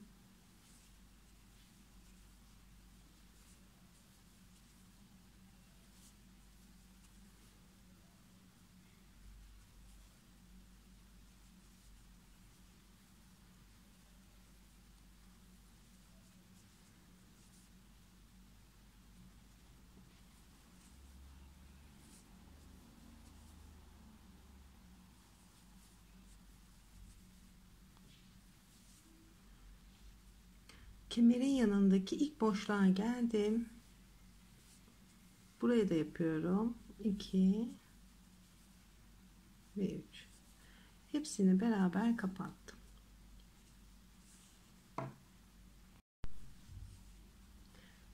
1 2 3 tane zincir çektim. İpimi doladım. Kemere geçiyorum. 2 tane trabzan. 1 2 zincir, yine kemerin içine 2 tane trabzan, 1 2 3 zincir çektim, ilk boşluğa geldim, 1 2 3. İpimi doladım. Hemen yanındaki boşluğa geçtim. 1 2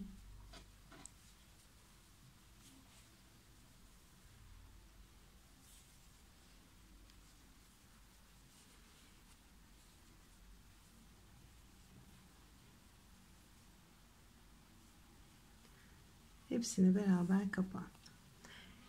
Kemerlere geçiş bölümünde bu sırada kemerlere geçeceğimiz zaman 3 tane zincir çekiyoruz. Devamında zincir sayımız 4 olacak. 1 2 3 4. Şimdi deseni devam edip kanat ucuna kadar dönelim. Kemere kadar geldim. 1 2 3 4 tane zincir çektim. 1 2 tane trabzan atlıyorum. 3. trabzan, 1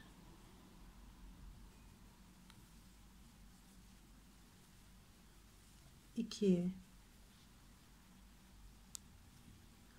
en sondaki trabzanımın başından geçiriyorum tığımı. Buraya da aynı yuvanın içine de 3 tane trabzan. 2 ve 3. Bitirirken ne yaptık? 1, 2, 3, 4, 5 tane trabzan yaptık. Başlangıçta da nasıl yapmıştık? 1, 2, 3, 4, 5. 5 tane trabzan yapmıştık. Bunlar önemli. Şimdi model anlatımı bu kadardı ama ben sizin için 2 sıra daha göstereceğim. Üst sıralara tekrara geçmeniz sizin için daha kolay olacaktır. Şimdi bir zincir çektim. Dönüyorum. İlk trabzanımın başına bir tane sık iğne. Yanındakine, diğer yanına. Bu sırayı sık iğne yaparak kapatacağız arkadaşlar. 1 2 3 4 5 5 tane sık iğne yaptım. Yani her trabzanımın başına birer tane sık iğne yaptım. Buradaki zincir çektiğimiz boşluk bölümündeyiz. Burada kaç tane zincir çekmiştik? 4 tane zincir çekmiştik. Dolayısıyla buradaki boşluğa 4 tane sık iğne yapmamız gerekiyor. 1 2 3 ve 4 ve buradaki beraber toplayıp kapattığımız trabzanların tepesine de bakın şuradaki boşluğa da bir tane yapıyoruz. Zincire geldim. 1 2 3 4 tane. Buradaki grubun başındaki ilmeğe de bir tane sık iğne. 1 2 3 4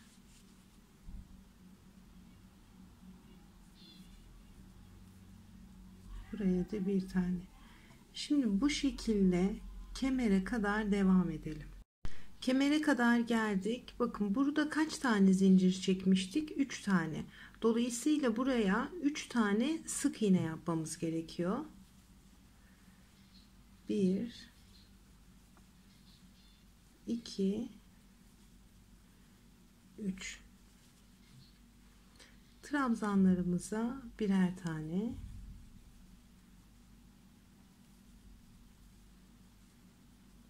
kemerin içine 1 2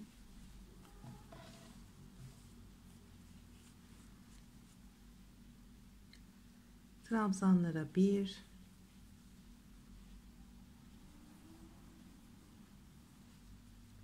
yine buradaki zincirimiz kaç taneydi? 3. Dolayısıyla buraya da 3 tane sık iğne yapacağız. 1 2 ve 3.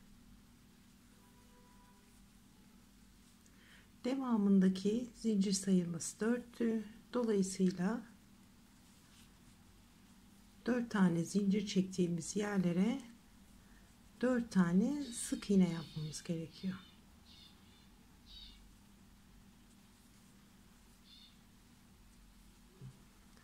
1 2 3 4 bu şekilde sona kadar gelelim.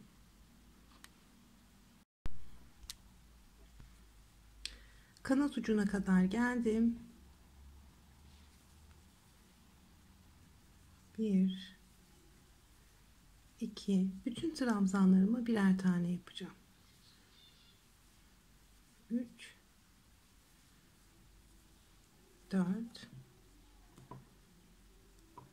sondakini unutmayalım ve 5. Bir zincir çektim, döndüm. Şimdi burada sık iğnelerimizin üstüne trabzan yaparak yolumuza devam edecek. Benim size göstereceğim son sıraya geldik bu arada. Bir tane zincir çekmiştim. 1, 2, 3 zincir çektim. İpimi doladım. İlk sık iğnemin içinden geçirdim tığımı. 1, 2 tane trabzan, zincirimle birlikte 3 tane trabzanım oldu. Ve şimdi bütün sık iğnelerimin içine birer tane trabzan yaparak kemere kadar devam edeceğim. Bu sıra önemli arkadaşlar. Bu sırada hiçbir sık iğneyi atlamadan bütün sık iğnelerinize birer tane sık iğne yapın lütfen. Çünkü eğer bu sırada hata yaparsanız üst sıralarda deseninizi kuramayacaksınızdır. Dikkat edelim. Sayarak da gidebilirsiniz. Nasıl sayarsınız? Buradaki boşluklarda 4 tane trabzan olacak. Ortadaki bunun başında da bir tane trabzan olacak. Bu şekilde sayarak da devam edebilirsiniz. Eğer acemiyseniz sayarak yol almanız daha iyi olacaktır. Bu şekilde ben kemere kadar devam ediyorum. Kemerin hemen yanındaki buradaki zincir grubuna 3 tane sık iğne yapmıştık. O yüzden kemerin yanındaki boşlukta 3 tane trabzanınız olması gerekiyor. 1, 2, 3 ve buradaki trabzanların üstündeki sık iğnelere de birer tane yapıyoruz. Kemerin içinde 2 tane sık iğnemiz var. İlkine battım. 1, 2, 2 zincir çekiyorum. Hemen yine kemerin içindeki ikinci sık iğneye battım. Buraya da 2 tane. Şimdi devam ediyorum.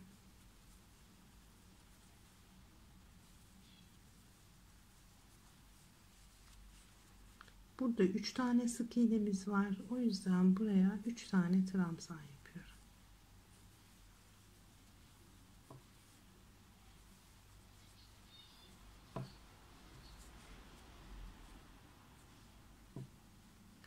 Sona kadar devam edelim.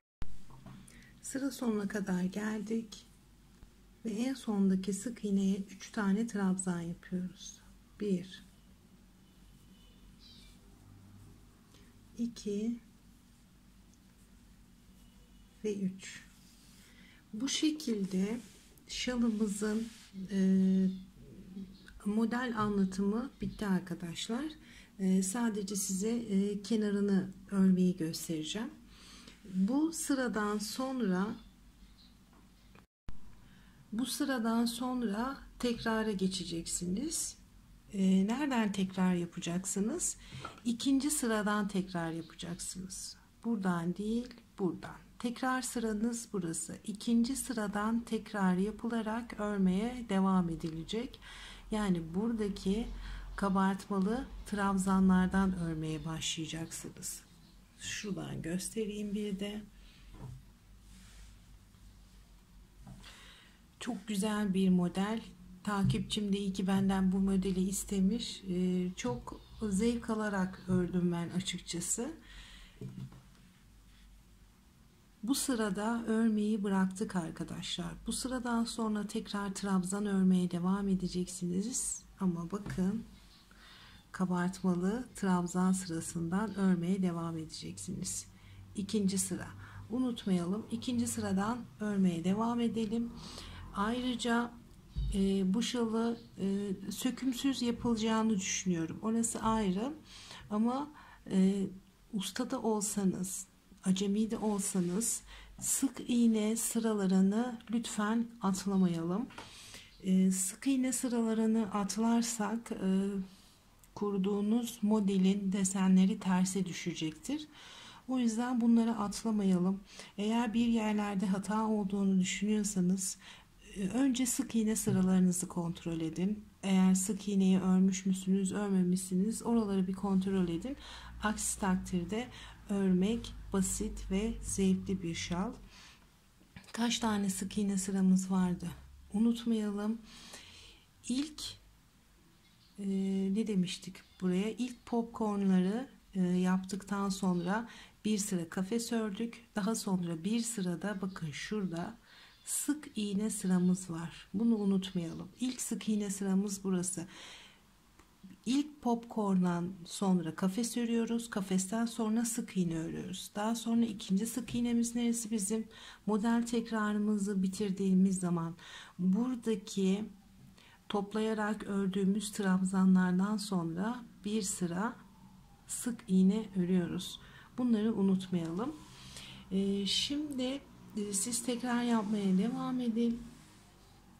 Ben de bu şala buhar basacağım, nemlendirip buhar basacağım. Ondan sonra da kenarını örmek için tekrar karşınıza geleceğim.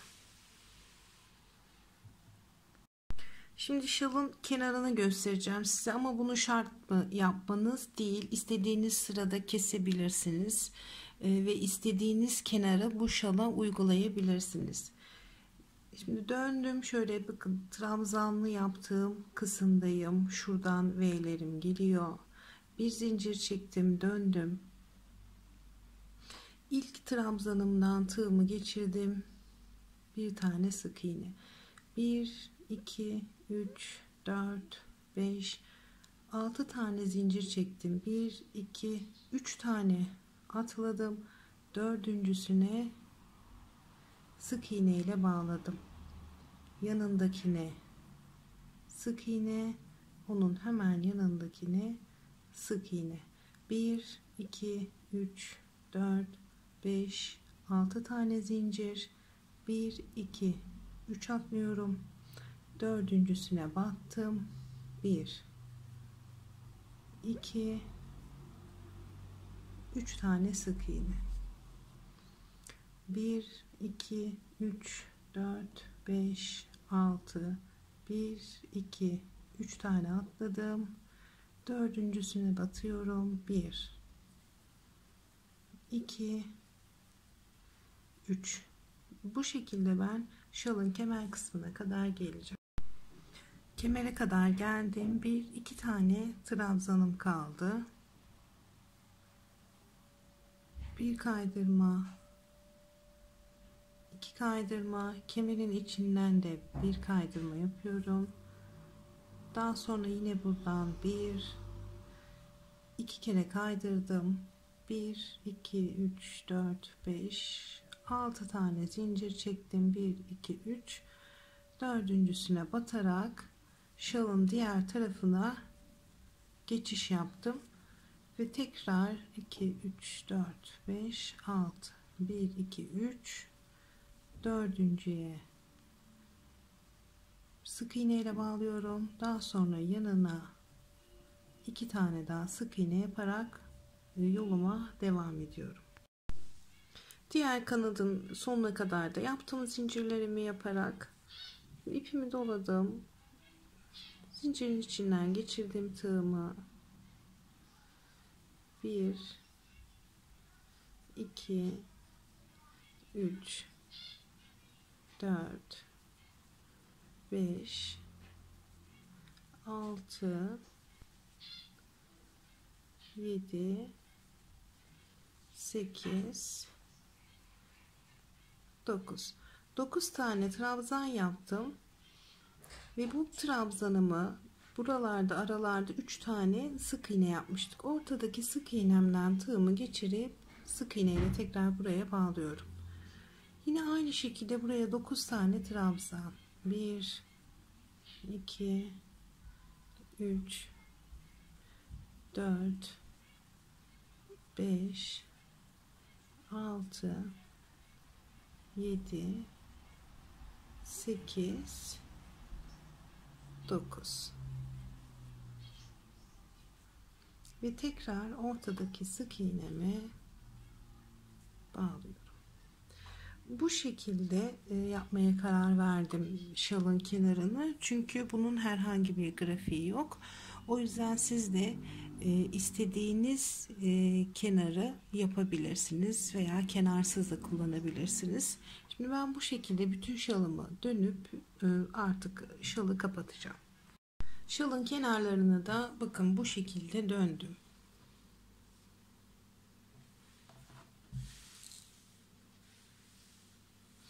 Ve tersten buhar bastım ütüye. Tabii siz burada eğer ki yünip kullanacaksanız buhar basmanızı önermiyorum. Çünkü yünipler inceliyor buhar basınca. Ama pamuklu ip kullandığınız takdirde ona buhar basabilirsiniz. Önce nemlendirmeniz gerekiyor. Ondan sonra da tersinden buhar vermeniz gerekiyor. Yünip kullandığınız takdirde şalınızda bloklama yapmanız lazım. Bununla ilgili YouTube'da birçok video var. Bunlardan yardım alarak da bloklama yapabilirsiniz. Kısaca anlatmam gerekirse şalınızı suya basacaksınız. Daha sonra fazla suyunu bu şekilde sıkmadan şöyle yaparak fazla suyunu alıp havluya saracaksınız.